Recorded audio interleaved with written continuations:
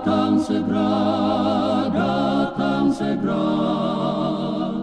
Isa mau datang segera.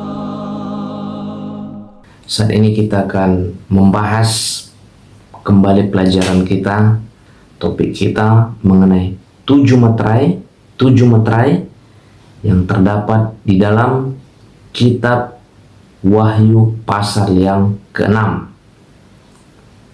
Baik teman-teman, sebelum kita masuk ke pelajaran 7 meterai, sebelum kita masuk ke hal-hal yang mendahsyatkan dan mengerikan ketika meterai dibukakan, alangkah indahnya dan baiknya pikiran kita terlebih dahulu disegarkan dengan satu pemandangan yang menakjubkan dan luar biasa mengenai penglihatan Rasul Yohanes mengenai tahta Tuhan.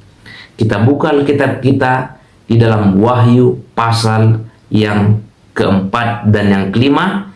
Wahyu 4 ayat 2 dan 3. Segera aku dikuasai oleh roh, kata Rasul Yohanes. Lalu tampaklah olehku sebuah tahta berdiri di sorga, dan di tahta itu duduk seseorang, dan dia yang duduk di atas tahta itu tampak bagaikan permata yaspis dan sardis, dan di sekeliling tahta itu ada pelangi yang tampaknya bagaikan zamrud. Dan di sekeliling tahta itu ada 24 tahta, dan di tahta-tahta itu duduk 24 tua-tua yang memakai pakaian putih dan mahkota emas di kepala mereka. Ini sangat luar biasa dan sangat menarik, diawali oleh satu pemandangan yang luar biasa dan menakjubkan mengenai keberadaan Allah di tahtanya yang mengendalikan segala sesuatu dari sana. Di sekeliling tahta Tuhan juga disebut ada 24 tua-tua. Siapa 24 tua-tua ini?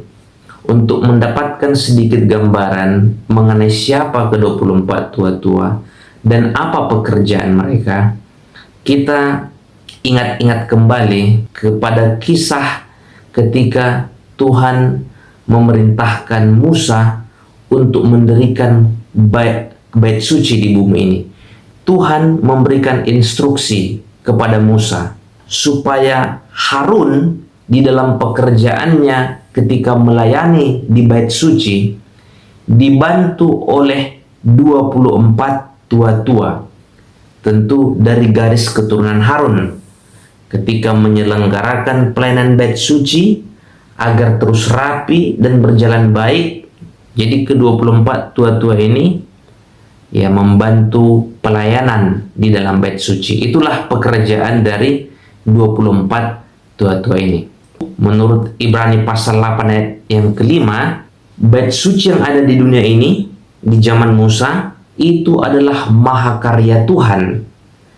Replika bait suci yang ada di dunia ini adalah replika atau gambaran dari bait suci yang ada di surga, di mana Tuhan kita Yesus Kristus melayani sebagai imam besar kepada kita.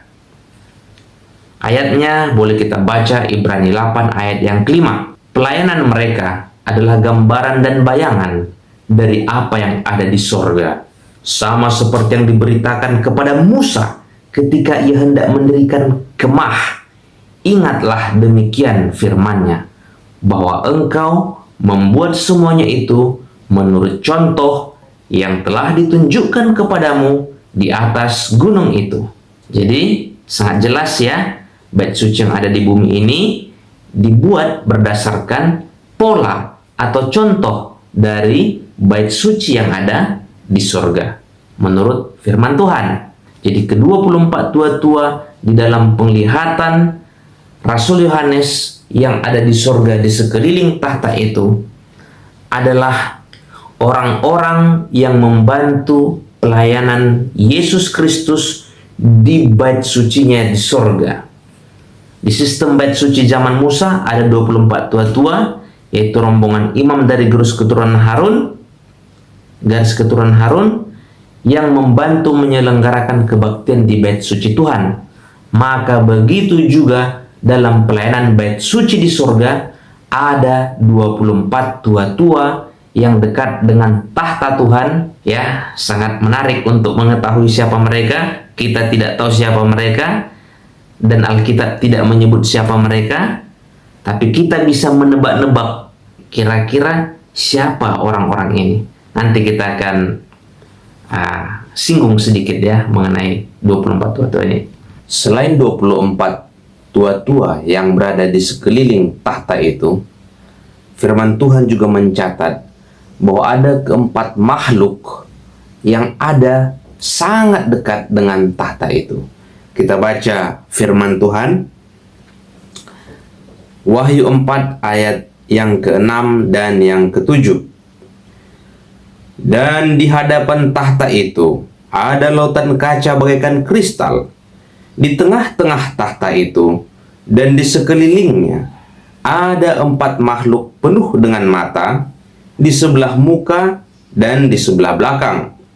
Adapun makhluk yang pertama sama seperti singa, makhluk yang kedua sama seperti anak lembu, makhluk yang ketiga mempunyai muka seperti muka manusia, dan makhluk yang keempat sama seperti burung nasar yang sedang terbang. Dan keempat makhluk itu masing-masing bersayap 6 sekelilingnya, dan di sebelah dalamnya penuh dengan mata.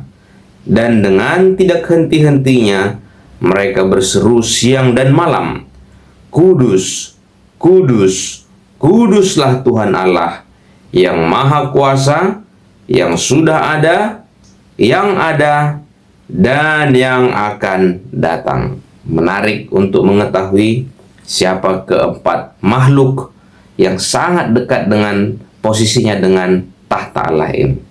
Banyak petunjuk firman Tuhan. Salah satunya artinya yang tidak perlu memerlukan tafsir adalah bahwa benar keempat makhluk itu adalah malaikat Tuhan yang sangat unik dan berbeda dengan malaikat-malaikat lain yang posisinya sangat besar dan spesial. Firman Tuhan menyebut nama mereka adalah serafim, malaikat bersayap 6. Mari kita lihat beberapa pemikiran lain mengenai siapa 4 makhluk di dalam Wahyu pasal yang keempat ini. Berikut penjelasan yang lain. Keempat makhluk ini juga adalah lambang dari atribut-atribut ketuhanan atau lambang dari sifat-sifat ketuhanan. Makhluk yang pertama disebut seperti singa. Singa memiliki kuasa. Tentu Tuhan kita Yesus Kristus, dia juga disebut singa dari Yehuda. Lambang dari kekuatan, martabat, dan kehormatan dan kuasa. Kemudian makhluk yang kedua adalah lembu. Lembu lambang dari pelayanan dan pengorbanan. Tuhan kita walaupun dia raja dan Tuhan, dia datang ke dunia ini, dia datang bukan untuk dilayani, tetapi untuk melayani. Bahkan menyerahkan hidupnya sebagai korban yang agung, mati bagi semua orang di dunia ini. Jadi lembu lambang dari pelayanan, lambang dari pengorbanan. Dan hewan yang dikorbankan di dalam mezbah pembakaran salah satunya adalah lembu, sapi. Lembu itu hewan kurban di dalam pelayanan bait suci. Kemudian makhluk yang ketiga rupanya seperti manusia. Ini juga adalah sifat-sifat dari ketuhanan. Dia adalah Tuhan kita Yesus Kristus. Dia adalah Tuhan yang Maha Kuasa, pencipta langit dan bumi. Tetapi dia merendahkan dirinya serendah-rendahnya dan mengambil rupa sebagai seorang manusia. Dan dalam segala hal dia sama dengan saya dan dengan saudara. Punya mata, punya hidung, punya mulut, punya tangan, punya jantung, organ-organ dalam. Dia adalah saudara tertua kita. Dia adalah anak manusia. Boleh kita baca di dalam Filipi 2 ayat yang ke-5 sampai yang ke-10. Dan tentu makhluk yang terakhir rupanya seperti Raja Wali. Raja Wali lambang dari kecepatan, lambang dari kemuliaan, dan ini lambang dari sifat-sifat ilahi. Ada ayat dan banyak ayat di dalam Alkitab yang mencoba memberikan penjelasan kepada kita bahwa Raja Wali itu adalah simbol atau lambang dari ketuhanan. Salah satu ayat menyebut, kamu sendiri telah melihat apa yang kulakukan kepada orang Mesir dan bagaimana aku telah mendukung kamu di atas sayap elang dan membawa kamu kepadaku. Ini lambang elang adalah lambang dari keilahian Tuhan, lambang dari perlindungan Tuhan dengan kecepatan yang sangat luar biasa melindungi bangsa Israel ketika mereka keluar dari tanah Mesir menuju tanah Kanaan. Maka Tuhan juga adalah pelindung umatnya di akhir zaman ini. Jadi keempat makhluk yang kita lihat di dalam Wahyu pasal yang keempat ini adalah lambang-lambang dari sifat-sifat Tuhan. Dia adalah singa, dia memiliki kuasa, martabat dan kehormatan. Dia adalah anak lembu, memiliki roh pelayanan dan pengorbanan. Dia adalah anak manusia, lambang dari kecerdasan, dan tentu lambang juga dari kerendahan hati. Dia merendahkan dirinya dan menjadi sama seperti manusia. Dan dia juga adalah Tuhan kita. Dia manusia, tetapi dia adalah Tuhan kita. Dia laksana Raja Wali. Dia ibarat Raja Wali yang terbang tinggi, mengawasi perjalanan anak-anaknya dari atas, dan melindungi dari serangan-serangan si jahat. Luar biasa. Ayat 9, dan setiap kali makhluk-makhluk itu memberikan kemuliaan, hormat, dan syukur kepada Dia yang duduk di atas tahta itu dan hidup sampai selama-lamanya. Ayat yang ke-10, maka tersungkurlah ke-24 tua-tua itu di hadapan Dia yang duduk di atas tahta itu, dan mereka menyembah Dia yang hidup sampai selama-lamanya, dan mereka melemparkan mahkotanya di hadapan tahta itu, katanya, ya Tuhan Allah kami, Engkau layak menerima puji-pujian, hormat, dan kuasa, sebab Engkau telah menciptakan segala sesuatu, dan oleh karena kehendak-Mu semuanya itu ada dan diciptakan. Jadi Alkitab sangat jelas dan tegas menyatakan siapa pencipta itu. Segala sesuatu dijadikan oleh Dia, dijadikan oleh Yesus Kristus. Kita sudah selesai di pasal yang keempat. Kita masuk ke pasal yang kelima, Wahyu pasal yang kelima. Ayat yang pertama, maka aku melihat di tangan kanan Dia yang duduk di atas tahta itu sebuah gulungan kitab yang ditulis sebelah dalam dan sebelah luarnya, dan dimeterai dengan 7 meterai. Ayat yang kedua, aku melihat seorang malaikat yang kuat berseru dengan suara nyaring, siapakah yang layak membuka gulungan kitab itu dan membuka meterai-meterainya? Ayat yang ketiga, tetapi tidak ada seorang pun di sorga, ataupun di bumi, ataupun di bawah bumi, yang dapat membuka gulungan kitab itu, ataupun melihat sebelah dalamnya. Ayat firman Tuhan juga menyebutnya, bahwa tidak seorang malaikat pun dan tidak seorang manusia pun, baik yang ada di sorga. Ayat yang ketiga, tidak seorang pun yang ada di sorga, berarti ada orang di sorga ya. Nah ini menarik, berarti tidak ada seorang anak manusia baik yang ada di sorga, berarti di sorga juga ada manusia. Kita bahas sedikit dulu ya, ini agak menarik sebelum kita. Jadi ada orang di sorga teman-teman, saudara-saudara semua. Ada orang di sorga selain Tuhan Yesus tentunya ya. Ada beberapa ayat dalam firman Tuhan supaya kita tidak penasaran teman-teman ya, bahwa ada orang di sorga. Tentu tidak semua orang yang mati berada di sorga, karena firman Tuhan, orang yang mati tidak tahu apa-apa, ya sudah menjadi tanah, tidak di mana-mana, tidak di surga, tidak di neraka. Tetapi ada orang di sorga menurut catatan firman Tuhan.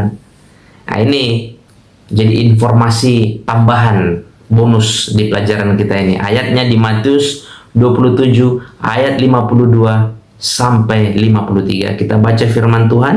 dan kuburan-kuburan terbuka, dan banyak orang kudus yang telah meninggal bangkit. Dan sesudah kebangkitan Yesus, mereka pun keluar dari kubur, lalu masuk ke kota kudus dan menampakkan diri kepada banyak orang. Jadi ini kisah ketika Yesus mati, lalu dia bangkit dari maut. Maka bukan hanya Yesus yang bangkit dari kubur, tetapi disebut ayat ini bahwa banyak orang kudus yang telah meninggal bangkit. Bukan semua orang kudus, tapi ada sekelompok, ada banyak orang-orang kudus yang juga bangkit ketika Yesus bangkit dari kubur. Ini adalah buah sulung dari kebangkitan Yesus Kristus yang dia bawa kepada Bapaknya. Ini menarik ya, kita tidak usah dibahas detail, tapi ini adalah penjelasan kepada kita bahwa ada orang yang ada di surga menurut Wahyu pasal yang kelima ini. Jadi tidak ada orang di surga yang sanggup membuka gulungan kitab itu yang dilihat oleh Rasul Yohanes ini. Selain orang-orang yang dibangkitkan pada waktu kebangkitan Yesus, juga Alkitab menyebut ada beberapa orang lain yang ada di surga. Ada 3 orang yang jelas-jelas namanya kita tahu. Ada Musa, selain Musa ada juga Elia. Musa lambang dari kebangkitan orang-orang yang percaya. Dia sudah mati, tetapi Tuhan telah membangkitkan dia. Dan orang yang kedua adalah Elia. Elia tidak pernah mengalami kematian. Dia diangkat hidup-hidup dalam kereta berapi ke surga. Dan Elia juga adalah melambangkan orang-orang yang hidup, yang tidak mengalami kematian, yang berdiri pada waktu kedatangan Yesus yang kedua kali. Jadi tidak benar teman-temannya, ada juga itu ajaran-ajaran yang mengatakan bahwa semua orang harus pasti mengalami kematian. Tidak kok. Buktinya Elia diangkat hidup-hidup pada waktu dan diubahkan dengan tubuh kemuliaan, lalu diangkat Tuhan ke surga. Maka begitu juga dengan umat-umat Tuhan, tidak semua orang mengalami kematian. Pada waktu kedatangan Yesus yang kedua kali, kalau kita bertahan dan setia tentunya ya, pada waktu kedatangan Yesus yang kedua, tidak semua kita akan mengalami kematian, tapi akan diubahkan hidup-hidup dengan tubuh kemuliaan, dan saudara-saudara kita yang telah mati dibangkitkan juga dan diberikan tubuh kemuliaan, lalu kita akan bersama-sama diangkat menyongsong Tuhan di angkasa. Dan yang terakhir ada Henok. Jadi siapa yang ada di surga? Pertama Musa, Henok, Elia, dan sekelompok orang yang turut dibangkitkan pada waktu Yesus bangkit dari kubur. Inilah yang ada di surga. Mungkinkah mereka ini salah satu dari 24 tua-tua ini? Kalau tebakan saya, barangkali Musa, Elia, atau Henok adalah salah satu yang menjabat dalam kelompok di antara 24 tua-tua yang melayani di bait suci surga di sekeliling tahta Tuhan kita Yesus Kristus.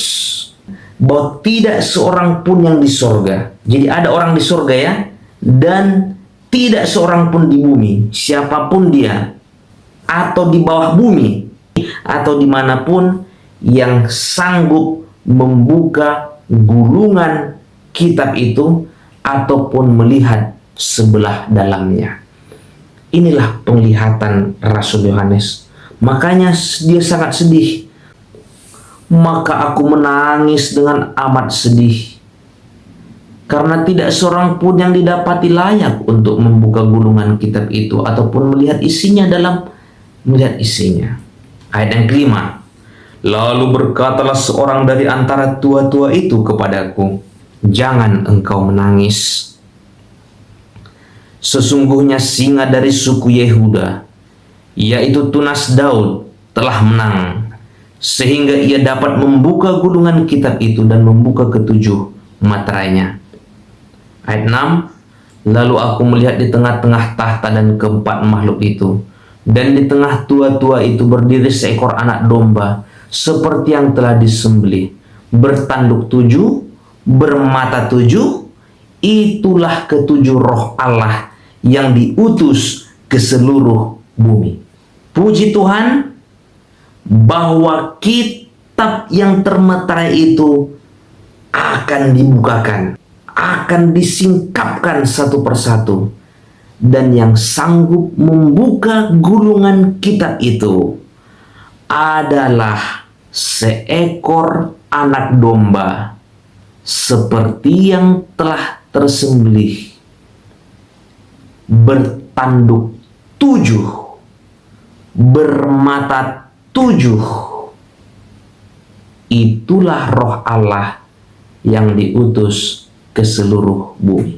Anak domba yang telah tersembelih itu adalah Tuhan kita Yesus Kristus. Dalam Yohanes 1:29, Yohanes Pembaptis menyebutnya, lihatlah anak domba Allah. Dialah itu yang sanggup membuka meterai-meterai di dalam kitab itu, sehingga isi dari kitab itu bisa kita buka, kita singkap, kita kabarkan. Anak domba itu bertanduk 7. Ya, jangan kita bayangkan dalam imajinasi kita ada domba bertanduk 7. Ya, boleh saja sih dalam imajinasi kita, tetapi yang lebih penting adalah kita mengerti lambang dan artinya. Angka 7 seperti yang sudah kita bahas sebelumnya, itu adalah lambang dari kehadiran Tuhan, lambang dari penyertaan Tuhan, lambang dari kuasa Tuhan yang memelihara umatnya di segala zaman. Ada 7 periode jemaat, dan di setiap zaman, di setiap periode ada tanduk Tuhan di sana. Artinya ada kedaulatan Tuhan di sana yang memelihara umatnya. Ada rohnya di sana. Tidak ada satu zaman pun di bumi ini tanpa sepengetahuan Tuhan di dalamnya. Sekalipun tanda kutip, seakan-akan setan sepertinya menang dalam beberapa hal, atau sepertinya dia memenangkan peperangan, tapi fakta bahwa ada anak domba bertanduk 7, yang rohnya ada 7, matanya ada 7, adalah bukti yang ya dan amin bahwa Tuhan pegang kendali di segala zaman. Dia melihat segala sesuatu yang dilakukan oleh perbuatan-perbuatan jahat manusia, dan kelak dia akan menjadi hakim yang adil, yang akan memberikan keadilan bagi umat manusia. Ayat yang ke-8, ketika ia mengambil gulungan kitab itu, tersungkurlah keempat makhluk dan ke-24 tua-tua itu di hadapan anak domba itu, masing-masing memegang kecapi dan cawan emas penuh dengan kemenyan. Itulah doa orang-orang kudus. Ya, jadi kemenyan dan asap dupa yang naik ke atas itu lambang dari doa orang-orang kudus. Doa kita nyampai kepada Bapa adalah karena jasa Yesus Kristus yang dilambangkan dengan kemenyan yang dibakar bersama-sama dengan di atas pedupaan itu. Jadi asapnya naik tapi juga menimbulkan aroma yang harum. Aroma yang harum itu adalah jasa-jasa dari Yesus Kristus. Tanpa jasanya, doa kita tidak berkenan kepada Bapa di surga. Tidak nyampe lah istilahnya, gantung di langit-langit. Tapi melalui jasa Yesus Kristus, orang yang paling hina di antara kita, doa-doanya sampai kepada Bapa di surga. Amin. Ayat 9. Dan mereka menyanyikan suatu nyanyian baru, katanya, engkau layak mengambil gulungan kitab itu dan membuka meterai-meterainya, karena engkau telah disembelih, dan dengan darahmu engkau telah membeli mereka bagi Allah, tiap-tiap suku dan bahasa dan kaum dan bangsa. Amin. Melalui darah Yesus Kristus, orang Batak juga punya kesempatan mengenal Yesus. Orang Jawa, semua orang Nias, orang Papua kah, siapa? Kita semua punya akses kepada Bapa di surga melalui jasa Yesus Kristus. Jadi teman-teman, keselamatan kita bukan karena garis keturunan siapa kita atau darah siapa yang ada pada kita, tetapi keselamatan kita itu diukur oleh karena darah Kristus. Inilah yang banyak yang dianut oleh orang-orang Yahudi, teologi-teologi Yahudi.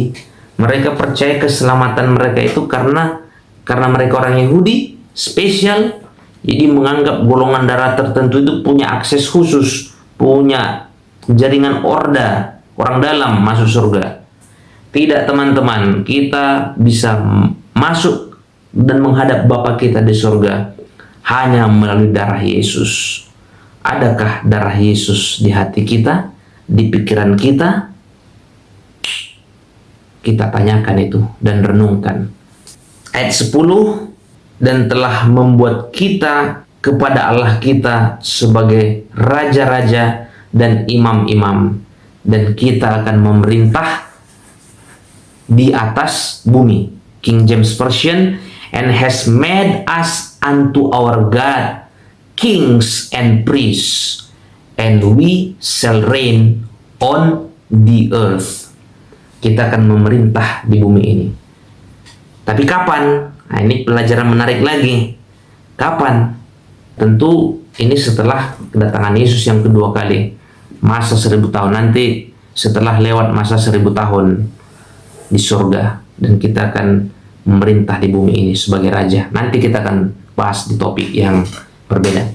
Dan tanpa berlama-lama lagi, mari kita lihat satu persatu gulungan kitab yang dibuka materainya itu. Saya berdoa semoga Tuhan berbelas kasihan menolong sahabat-sahabatku yang menyaksikan siaran ini, dan Tuhan kiranya menolong bibir hambanya si penjahat dan si pendosa ini. Tuhan kiranya melayakkan, menyembuhkan, supaya kata-kata yang keluar ini adalah atas belas kasihan Tuhan yang akan memberkati teman-temanku yang menyaksikan sharing ini. Ketika meterai itu terbuka satu persatu di Wahyu pasal 6, kita akan diberkati di dalam nama Yesus. Amin. Kita buka materainya. Let's go.